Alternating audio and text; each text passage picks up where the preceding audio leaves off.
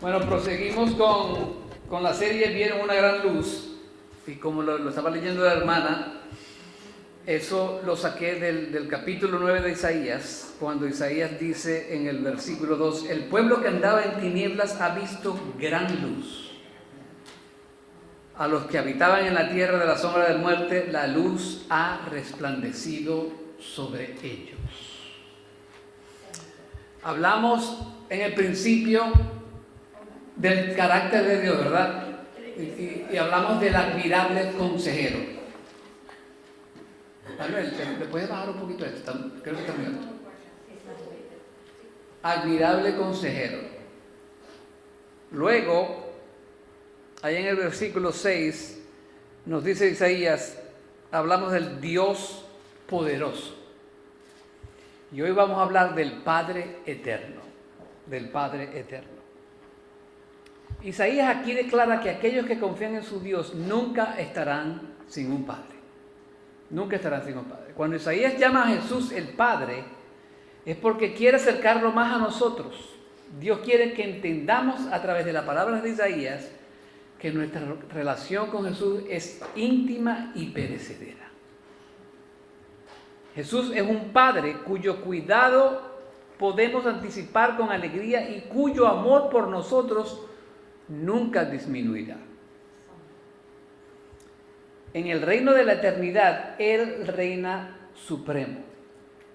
Como el Padre de la eternidad, que eso es lo que dice el hebreo original, Él es la causa de ella, Él es aquel que la creó, aquel que la inició. La eternidad le debe su existencia a Él y es su poder el que la sostiene. Hay un comentarista que se llama Keel y Delitzsch, son dos comentaristas. Ellos dicen lo siguiente de este título. El título de Padre Eterno lo designa, sin embargo, no solo como el poseedor de la eternidad, sino como el tierno, fiel y sabio formador, guardián y proveedor de su Padre. ¿Escucharon eso?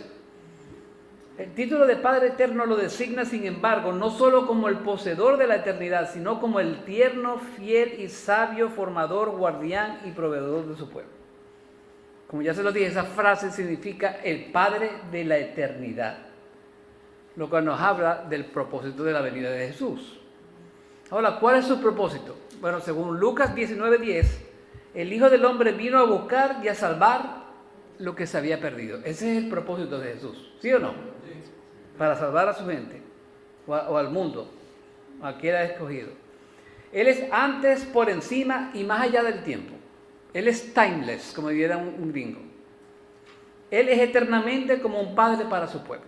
Por eso que lo llaman Padre Eterno. Padre Eterno. Esto no es una declaración sobre la Trinidad, sino sobre el carácter de nuestro Señor. Todo lo que un padre es, eso es lo que es Jesús para su pueblo. Amén. Debido a que Él es el dueño de la eternidad, Él nos puede dar vida eterna. Él es un Padre para siempre. Eso es otra traducción. Fíjense lo que nos dice el apóstol Juan, cómo Jesús le muestra esa calidad de Padre a sus hijos. Juan 10, del 10 al 15. Dice el apóstol, yo soy el buen pastor, y el buen pastor da su vida por las ovejas. Pero el que es un asalariado y no un pastor, que no es el dueño de las ovejas, ve venir al lobo y abandona las ovejas y huye. Y el lobo las arrebata y las dispersa. Él huye porque solo trabaja por el pago y no le importan las ovejas. Interesante eso. Él huye porque solo trabaja por el pago y no le importan las ovejas. Para aquellos pastores que andan de iglesia a iglesia para que le paguen más, mosca con eso. Yo soy el buen pastor y conozco mis ovejas y las mías me conocen. De igual manera que el Padre me conoce y yo conozco al Padre y doy mi vida por las ovejas. El verdadero pastor da su vida por las ovejas. Mire, todos nosotros tuvimos un padre terrenal, ¿sí o no?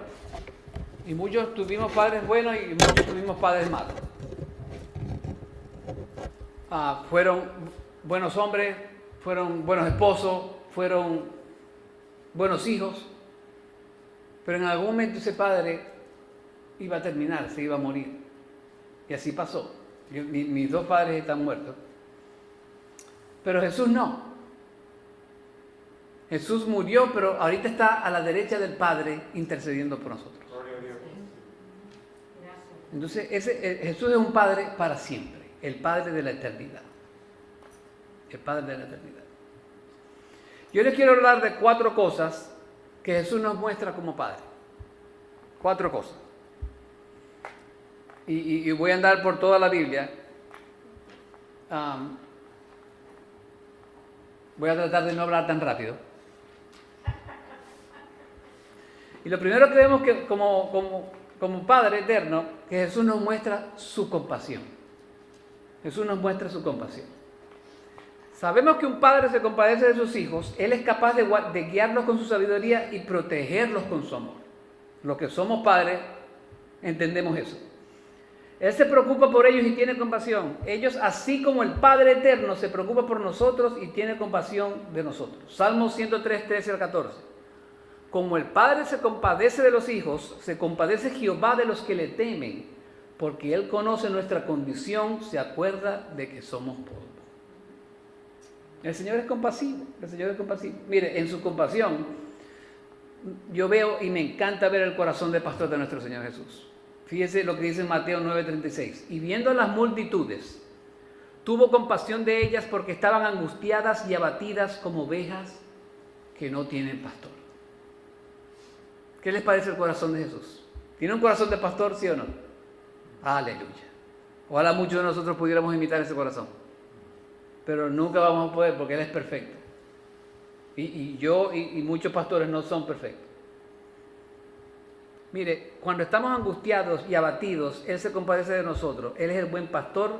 Cuando Él llama a sus ovejas, su oveja conocen su voz. Y sabe, yo estaba meditando sobre esto.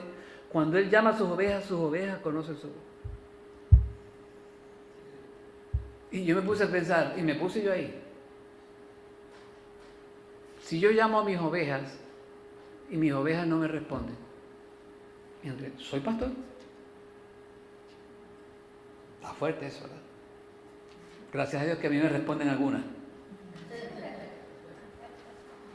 Especialmente cuando tienen tiempo que no vienen a la iglesia y les llamo y me devuelven el texto.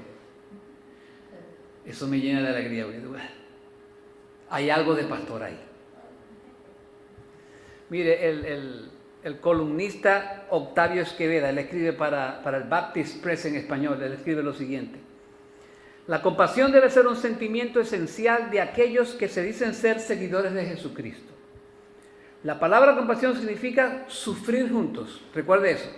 La palabra compasión significa sufrir juntos. Y es un sentimiento que se manifiesta al percibir y comprender el sufrimiento de los demás y por lo tanto produce el deseo de aliviar, reducir o eliminar este sufrimiento. Al ver las noticias, caminar por las calles o simplemente al conversar con personas a nuestro alrededor, es fácil darse cuenta que muchas personas están sufriendo por diferentes circunstancias. Y eso le pasa a usted y a mí. La tendencia natural y tristemente común, incluso en muchos de aquellos que se dicen ser cristianos, es juzgar a los demás y asumir que sus circunstancias negativas son consecuencias de sus malas decisiones. Y no siempre es así. Sigue escribiendo. Es fácil amar a los que nos aman y preocuparnos por aquellos que son cercanos a nosotros. Pero en una marca central de Jesús y sus seguidores debe ser amar y tener compasión por todos sin importar quiénes son o qué han hecho. ¿Somos compasivos? ¿Estamos siendo compasivos con la gente? Es una buena pregunta. Mire, la Biblia nos dice que no tiene acepción de personas. ¿Qué significa eso? Que Dios no tiene favorito. Dios no tiene favorito.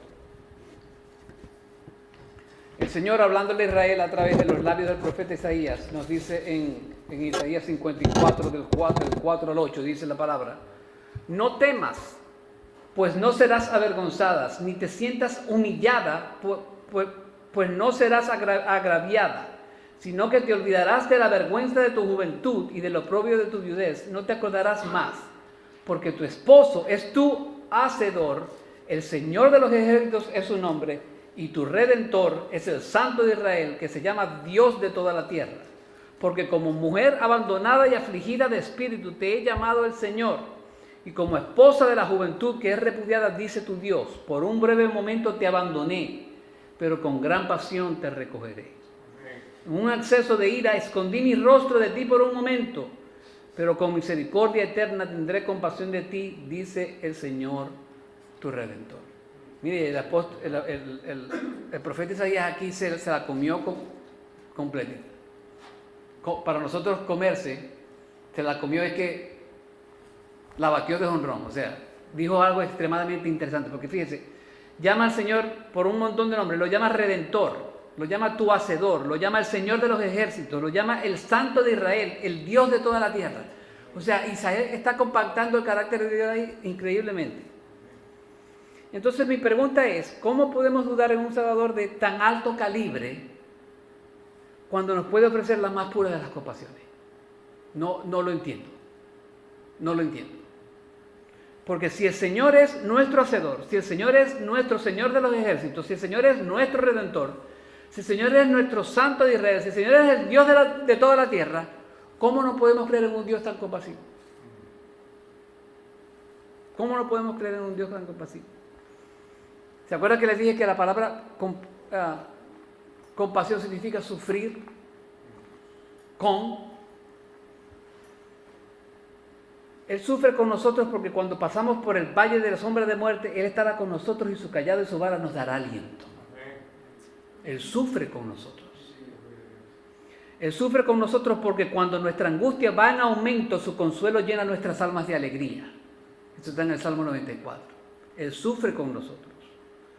Pon los ojos en Jesús, el autor y consumador de la fe. Ponlos en Él. Él es la verdadera fuente de compasión en tu vida. Ven y adora a Cristo el Señor, como dice la canción. Él es compasivo, hermano. Él sufre con nosotros.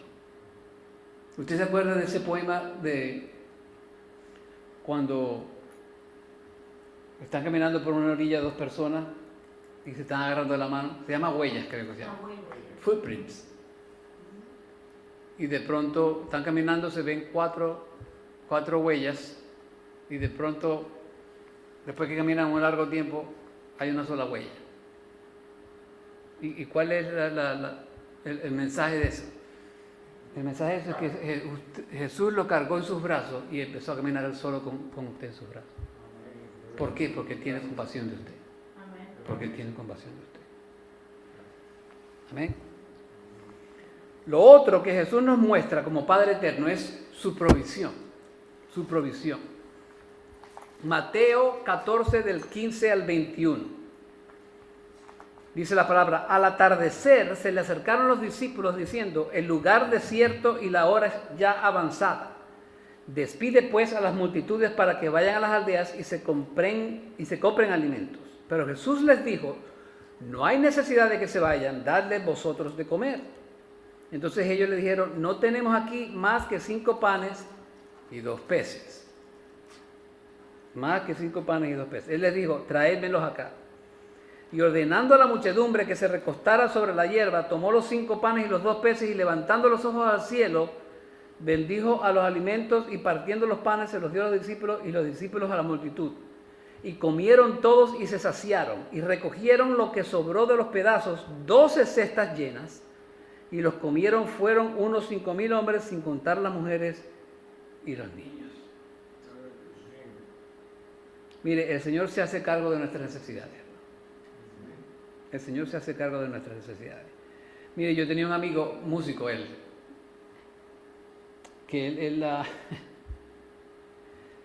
en ese tiempo yo no conocía al Señor, pero me estoy recordando de él, que Jesús fue el más grande metafísico.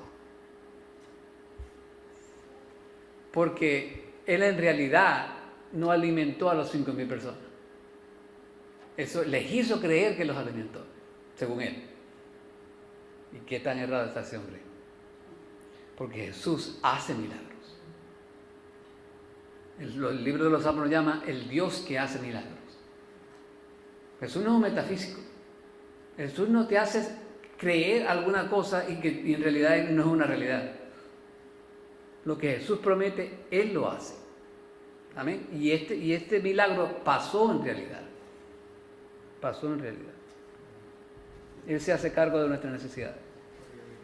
Muchas veces, Él se hace cargo de nuestras necesidades, como aquí, de manera milagrosa. Pero no siempre es así. Los discípulos tenían solo 5 panes y 2 peces. Pero ¿qué pasó? ¿Qué hizo Jesús? Lo multiplicó para que todos comieran. Y no solo comieran, sino que se saciaran. Esa es la calidad de provisión que nosotros tenemos de Dios. Jesús en su soberanía a veces decide darnos en abundancia. Fíjense en la expresión. Y recogieron lo que sobró de los pedazos, 12 cestas llenas. Y usted se preguntará, ¿por qué 12 cestas llenas? Fácil, los discípulos. Pudiera ser, pero mire, me puse a investigar un poquito de estas cestas. Se desconoce el tamaño de las cestas, ¿ok? No se sabe qué tamaño eran esas cestas. Probablemente los judíos las usaban comúnmente en sus viajes para transportar sus alimentos. Tiene sentido la cosa. Al viajar entre gentiles o samaritanos, un judío podía esperar poca hospitalidad. Ya usted sabe la relación entre los judíos y los samaritanos. No había tabernas para entretener a los extraños. A grandes distancias había caravanas, pero estaban destinadas principalmente para alojamiento para pasar la noche y no a proporcionar comida a los viajeros. Por eso es que no es como ahora, que vamos a un hotel y nos ofrecen comida, más carísima, pero ofrecen comida. Entonces, esa cesta ellos la llevaban tanto para sus alimentos como para ayudar al que iba en el camino con ellos o al que se encontraran en el camino. Por eso fue la provisión del Señor, no solamente para los apóstoles. Amén. Entonces aquí Jesús nos enseña que no solo debemos buscar el bienestar de las almas de los hombres, sino que también debemos tener compasión por sus necesidades físicas y ayudarlos como nosotros podamos. A veces yo le digo, me llega la gente y me dice, pastor, ore por mí. ¿Por qué voy a orar? No, mire que no tengo trabajo y necesito hacer la compra para comer en la casa. ¿Usted cree que yo debiera solamente orar por esa persona? Si yo tengo los medios, lo que yo debiera hacer es, vamos al supermercado y vamos a hacerte una comprita, así no sea muy grande, para que puedas comer.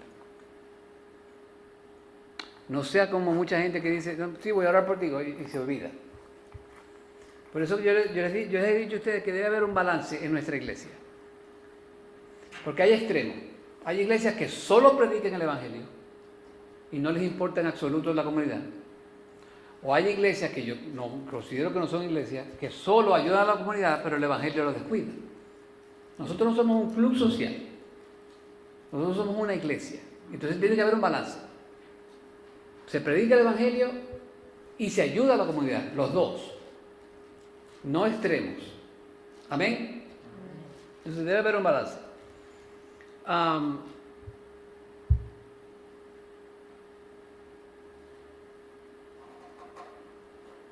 Amén. Okay. Lo tercero, que Jesús es como Padre eterno, es que nos muestra su protección. ¿Qué hace un padre con un hijo? ¿Lo protege o no lo protege? Bueno, a menos que sea un mal padre.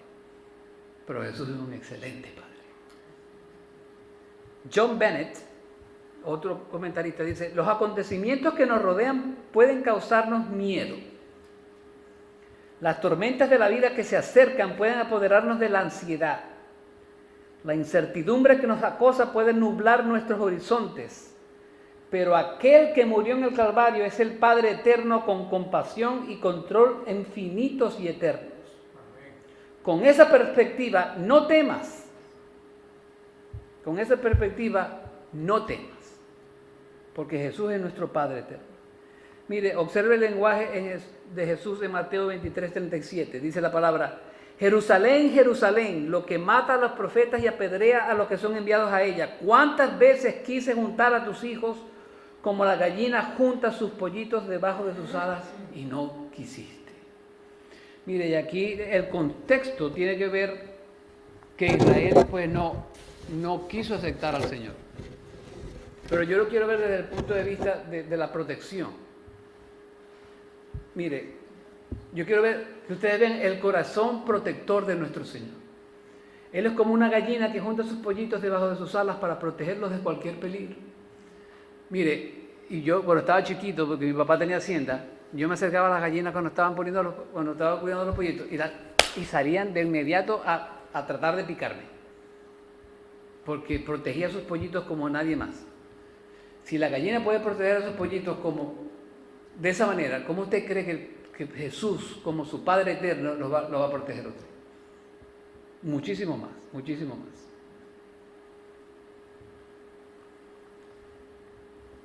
Aquí podemos ver la ternura del Señor, podemos ver su calor, pero indudablemente podemos ver su protección.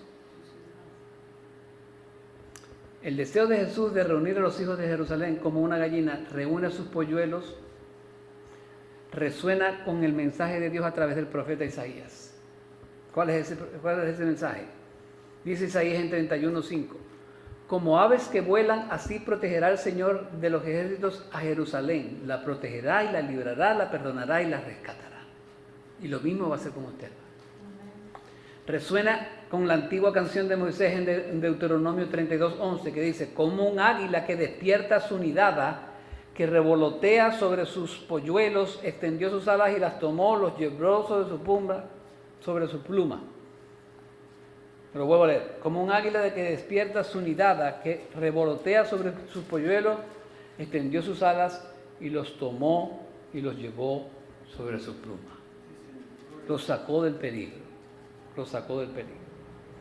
Y esto se extiende por todos los salmos. En el Salmo 91:4 dice la palabra: con sus plumas te cubre y bajo sus alas hallas refugio. Escudo y baluarte es su fidelidad. Jesús protegió a Pedro de ahogarse cuando caminó por las aguas, ¿sí o no? Pero Jesús le habló diciéndoles: calma, soy yo, no tengan miedo. Entonces Pedro le respondió: Señor, si eres tú, ordena que yo vaya hasta ti sobre el agua. Ven, dijo Jesús. Pedro entonces bajó de la barca y comenzó a caminar sobre el agua en dirección a Jesús, pero al notar la fuerza del viento, ¿qué hizo Pedro? Tuvo miedo. Y como comenzaba a hundirse, gritó: sálvame, Señor. Al momento Jesús lo tomó de la mano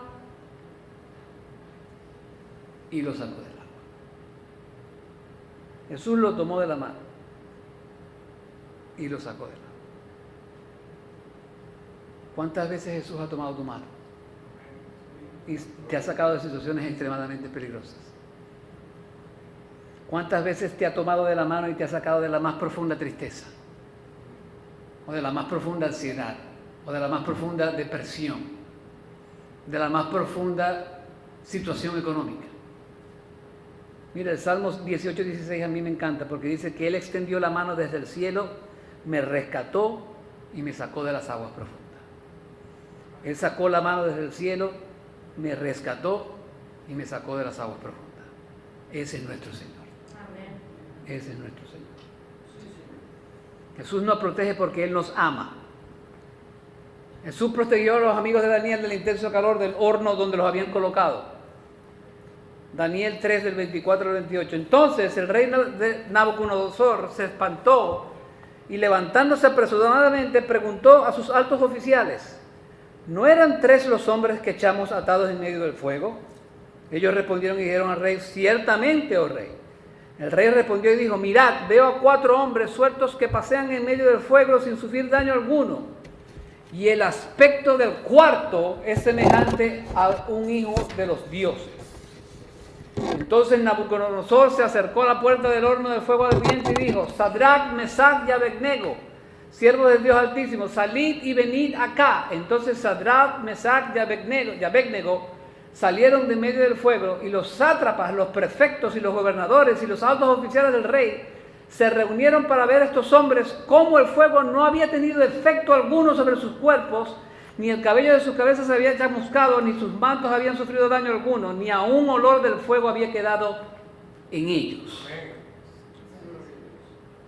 Habló Nabucodonosor y dijo: bendito sea el Dios de Sadrach, Mesach y Abednego, que ha enviado a su ángel y ha librado a sus siervos que, confiando en él, desobedecieron la orden del rey y entregaron sus cuerpos antes de servir y adorar a ningún otro Dios excepto a su Dios. ¿Quién era ese cuarto hombre? El Señor Jesús, hermano. Ese cuarto hombre era el Señor Jesús, quien se apareció en el horno para proteger a sus hijos del potente fuego. Ese cuarto hombre era Jesús. Es el Padre eterno. El Padre eterno.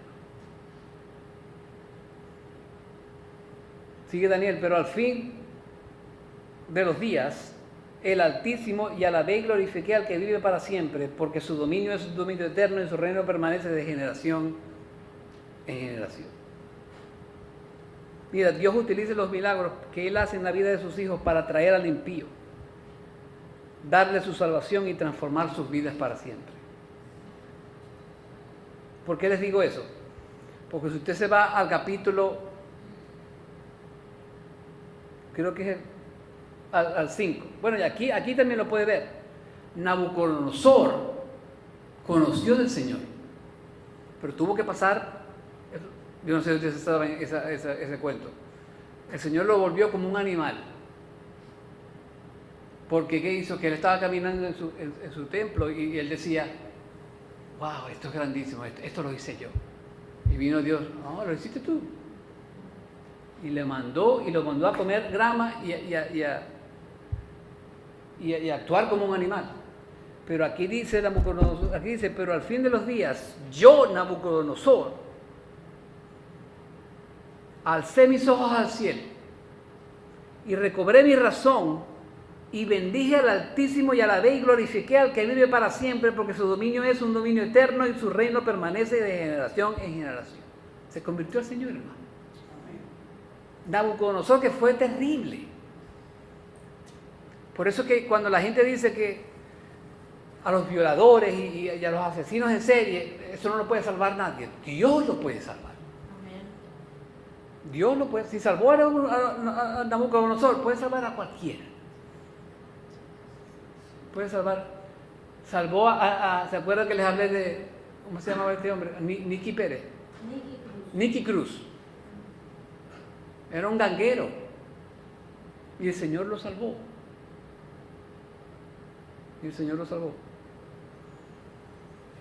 Dios protegió a Sadrach, Medrach y Abednego del intenso fuego del horno y protegió a Nabucodonosor del intenso fuego del infierno cuando le dio la salvación.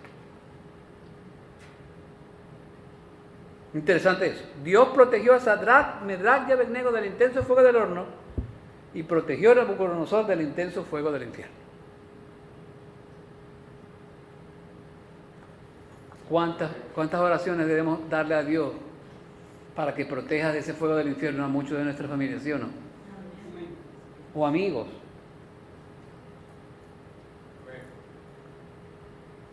Y lo cuarto que Jesús nos muestra como Padre eterno es su disciplina, porque todo padre disciplina, ¿sí o no? Bueno, déjenme corregirme. No todo padre disciplina, todo padre debiera disciplinar. No medio matar a los hijos, porque la Biblia habla de que péguele con el rock, con la vara. No, eso no significa medio matarlo, porque eso es abuso. Pero hay que disciplinarlos.